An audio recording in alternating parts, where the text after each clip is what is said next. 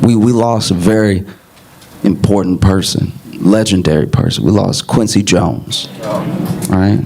And if you don't know who Quincy Jones is, just educate yourself. I mean, Quincy Jones is not just a legend, an icon of culture, of music, but something deeper, like understood. Quincy understood people, understood music, understood storytelling, right? Quincy was one of the master collaborators. There were people that you love, and you love their work, and you don't know Quincy's in it. You know? Like that, it's that way with Michael Jackson. Quincy and Michael Jackson had major hits. Michael Jackson owed some of his biggest hits to his collaborations with Quincy Jones, because Quincy could help pull out the best parts of the person that he was collaborating with. And there's even stories. There's legendary stories that Quincy Jones has told. More stories than I could ever even attempt to describe. Like crazy stuff. This man lived one of the most remarkable lives in American history. And there's stories that are so insane that Quincy's like not even in the story, but he's in the story. Like he's not even a part of the story, but the story came together because of Quincy. As an example, I heard this story. It's a little bit less than a rumor, but a part of me wants it to be true because it's fantastic. Quincy had daughters. Quincy's daughters were, one of them was Khadijah, and at one point Khadijah apparently was dating Tupac, right? And this still blows my mind. So Tupac, through potential collaborations that they were supposed to do, knows Michael Jackson, right? Michael Jackson obviously knows Quincy Jones from the hits that they made together and everything. But there's this one time where when Tupac was leaving somewhere with Khadijah, like I don't know if it was like a dance club or something like that, but they were having an argument. And you know, one of those arguments that you see where you're like, I don't know, is this bad? This is like, you know, like as a couple when you see them, and maybe it was that whisper fight, and you know that thing that couples do. It's like, I'm just.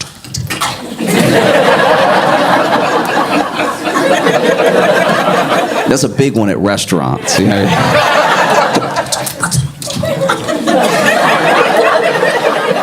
Oh yeah, you ever date somebody that could curse you out with those whispers? They hitting all the F's. Nobody hears, but.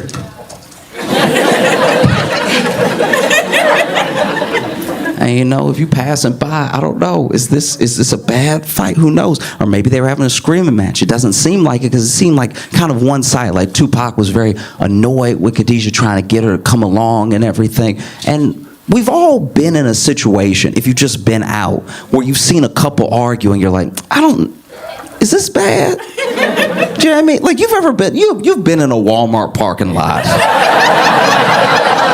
Where you were like, is this just how they talk to each other? Or like, should I step in or something? Because this is uncomfortable, you know?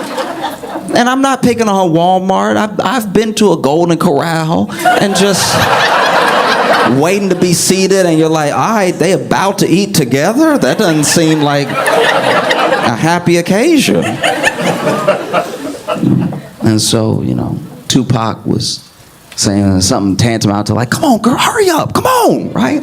But they're leaving as Michael Jackson is coming in, and Michael Jackson sees this, and so he approaches Tupac because of the closeness that he has with Quincy Jones. Quincy Jones' daughters are like Tupac's nieces to a certain degree. It's like that with any close friendship, you know?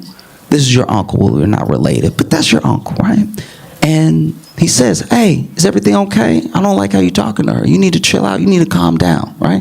And then Tupac apparently says to Mike, hey, back up, all right? This is none of your business. Be about your way, all right? And then Michael is like, no, you don't understand. This is pretty much my niece. You're not going to talk to her any type of way, especially in public. You need to calm down, right? And then tells him again, you need to back up. You need to back off, right? And then according to the story, Michael Jackson beat Tupac's ass.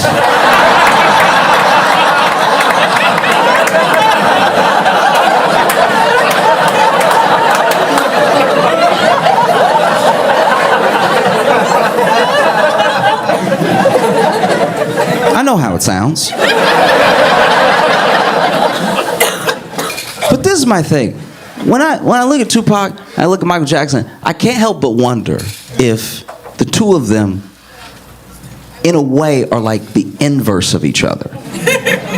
You know? Because we've seen from footage of this person that Tupac is, right? This incredibly adept poet, this person who pulls the tenderness out of horrific things and expresses that tenderness back through music or just through written word. That type of poet, that person is in some ways a sensitive person, like a sensitive soul. Maybe not soft, maybe not, you know, but there's someone who clearly has a sensitive side that they can access. And I think that a lot of like thug life, a lot of the street stuff, some of that is to sell records. Some of that he was really living. But you can't help but wonder how much of this persona is a persona to sell, to market, and how much of this is actually him. Because what if, when no one's around, behind closed doors, when you're just chilling, this guy is a sweetheart, sensitive person. You know, it's what's been said about him through people who knew him.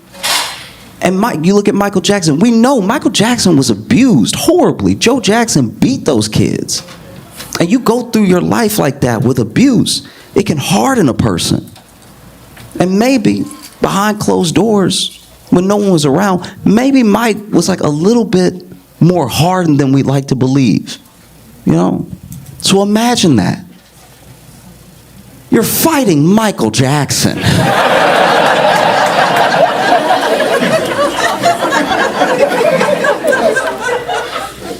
It's gotta be upsetting.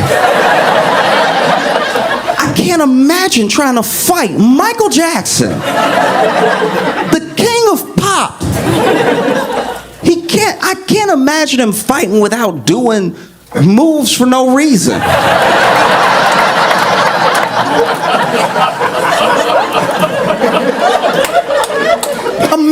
Imagine trying to fight Michael Jackson and he punch you, but he moving his leg. The leg not involved in the punch.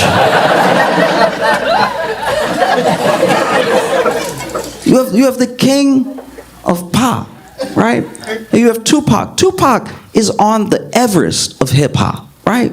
Tupac, for better or for worse, created an entire lane of hip hop that people went down and either created some of the best artistry that I think personally has been known to man musically, and then some people who leaned into the street side a little too much and it just became something destructive. But Tupac is up there, and Tupac is who you would imagine would be beating on anybody, right? I'm not saying Tupac couldn't fight. All I will say is that the one fight that I saw Tupac in is the one that we can all see him in. It's the night that he was fighting with those dudes in Vegas.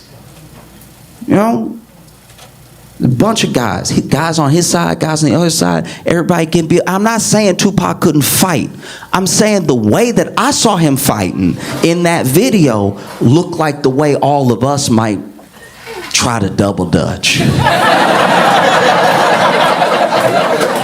Do you know what I mean? Because there was a big cartoonish scuffle, just feet in the air, fists out of the, you know what I mean? Just like, you know, like with those Looney Tunes smoke clouds of fights and everything, and Tupac was outside of it, and you could tell he was trying to find his place. He was like,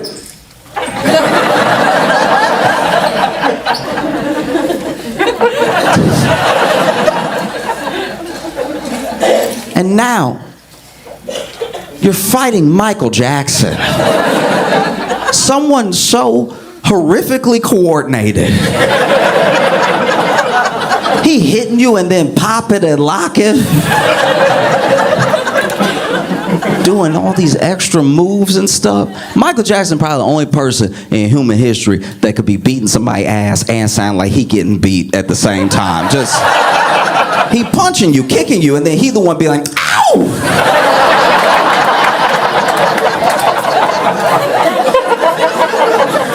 Be mad as hell. You trying to fight Michael Jackson. You trying to swing on him and everything. And every time you think you really got a good one, you planned it out. You know, the fist is gonna go in his face, and I'm swinging with all your might. And then he just doing these dumbass leans.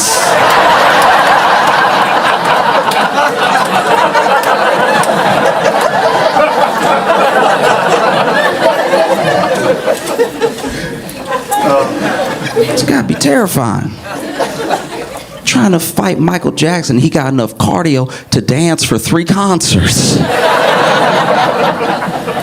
You know, and he thin too, so he hard to hit. He moving off.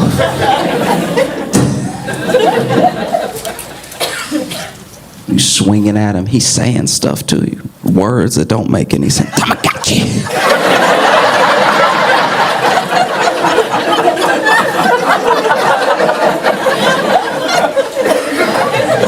What am I supposed to do?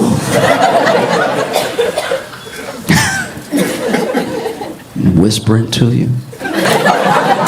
You know what I mean? Because sometimes, especially if you have a fondness for a person, there's at least rumor that there are these tracks that got scrapped between Michael Jackson and Tupac. They were supposed to be on some songs together, right? So it's not as if they didn't know each other. And now imagine, you know this person, and you don't want to hurt them. They were talking disrespectfully to someone else that you love, and maybe they pushed you first, and now you're fighting, and then, you know, you hit them, and you hit them hard. You hit him real good. Now Tupac bent over and everything.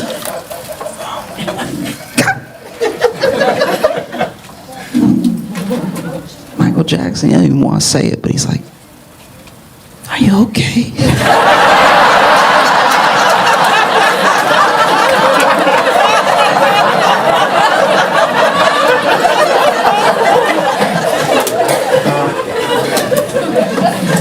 You know?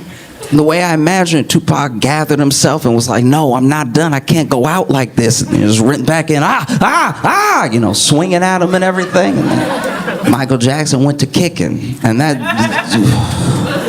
even when Michael Jackson was dancing, he wouldn't kick normal. He was never just like doing a kick. It was always like his leg was gonna come off. The whole kick. And now you stand there, you've been kicked 17 times, you still standing up, got all these footprints on you like you got run over at a marathon or something. Your friends roll up to you and now you gotta be like, It was 6 of them. They came out of nowhere. They all had the same shoe on.